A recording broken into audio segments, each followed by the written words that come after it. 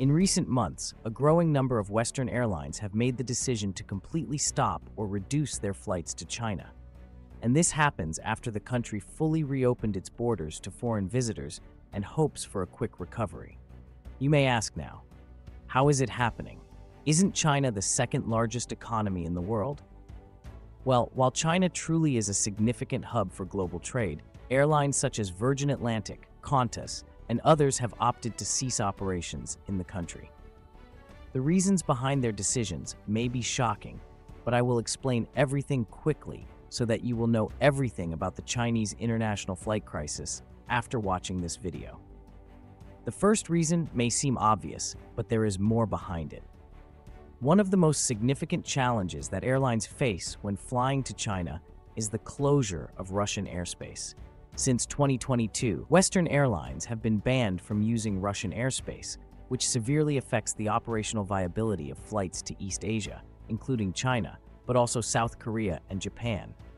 Virgin Atlantic, for instance, recently suspended its long-standing Shanghai route, citing the increased costs of detouring around Russia. British Airways will also stop flying from London to Beijing in late October 2024 for the same reason.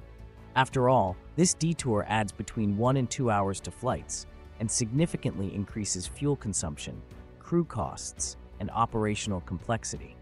Some flights are even longer, by 4 hours, and considering that a flight hour costs around $12,000, you can now calculate how much the cost per passenger has risen since 2022.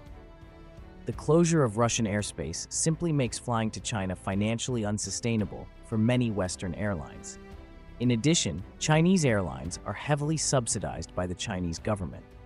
They get money on both local and national levels as so-called pandemic recovery help. But this favors the Chinese carriers that can easily win against competing Western airlines that are left without access to Russian airspace, which forces them to take longer routes that drastically increase costs, which cannot be passed on to the passengers due to price dumping by Chinese airlines. According to reports, the closure of Russian airspace has also impacted cargo operations, further complicating the financial landscape for airlines flying to China. The next reason for this situation are the geopolitical tensions between China and Western nations. The West's growing unease with China's political policies, such as its stance on Taiwan, human rights issues, and trade practices, has complicated relations. This uneasy relationship has reduced travel demand between China and Western countries. For example, flights between the US and China have been subjected to carefully negotiated bilateral agreements, under which airlines can serve 50 weekly round trips between the countries. This limit is much lower than it was before 2020. China's regulatory environment is simply more difficult for international airlines to navigate. Frequent changes in aviation policies, complex bureaucracy, and stringent requirements for foreign companies have made it challenging for Western airlines to operate smoothly. Airlines are also wary of China's shifting regulatory environment, which can make long-term planning difficult. For example, the post-pandemic recovery in China has been slow, with travel restrictions and quarantine requirements deterring international passengers. After China officially reopened its borders, airlines found it challenging to re-establish routes due to fluctuating policies and the potential for sudden lockdowns.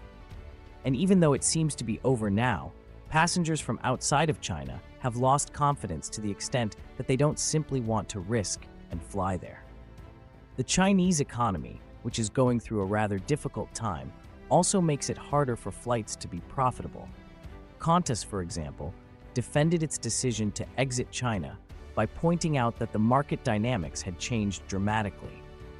Airline officials said that supply between China and Australia came back at about 100%, and demand came back at about 66%. So there was that economic mismatch that didn't give them the confidence to deploy the aircraft. Qantas argued that focusing on other regions, such as Southeast Asia and India, offered better growth opportunities with fewer complications. This resulted in, for example, the launch of flights to Manila. German Lufthansa, which has traditionally been reliant on business traffic between Germany and China, also sees problems with routes to the East Asian country. It highlights that Lufthansa's services to and from Asia are a particular source of weakness that forced the carrier to lower its financial forecasts for 2024. Also, Elot Polish Airlines from neighboring Poland decided not to relaunch its connection to Beijing-Daxing and fly to Beijing Capital Airport only 3 times per week, which is significantly lower than the daily flights before March 2020. Airlines from the EU are simply unable to compete with cheap tickets from Chinese airlines.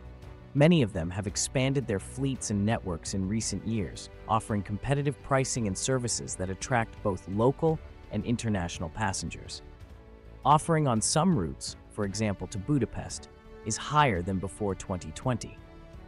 Chinese airlines are simply able to operate more efficiently on routes that Western airlines find financially unsustainable, not only due to previously mentioned government subsidies, but also due to much lower labor costs, which are quickly rising in Europe and the US. This leaves Western airlines, which had hoped for a swift resurgence in travel demand after border reopening, in a bad situation. Instead, they face a much slower recovery in China than in other regions. Moreover, the pandemic has also shifted the nature of international travel.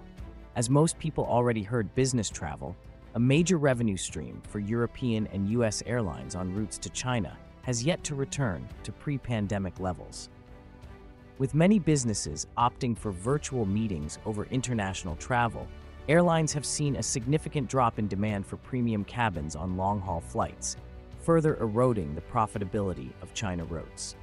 The premium leisure demand that started to appear on transatlantic flights is not yet present on Eastern routes, on which people are still very cost-sensitive, which makes it even more difficult for airlines.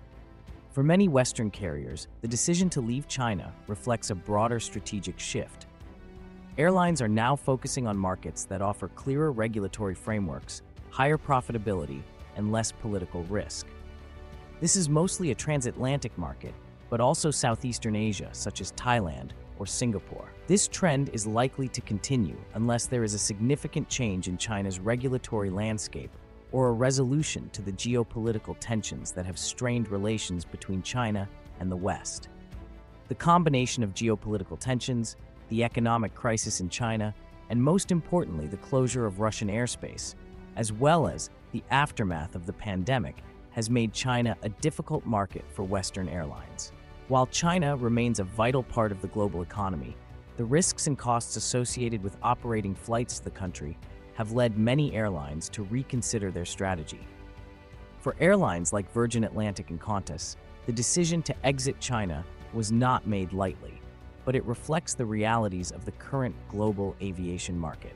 Unless there is a significant shift in the geopolitical or economic environment, such as the reopening of the Russian airspace, that will most probably not happen for years. Western airlines will likely continue to scale back their operations in China.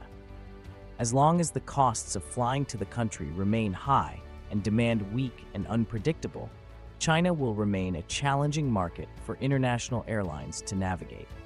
The only hope for people flying to China are the Chinese airlines that quickly expand their operations, but their quality leaves much to be desired.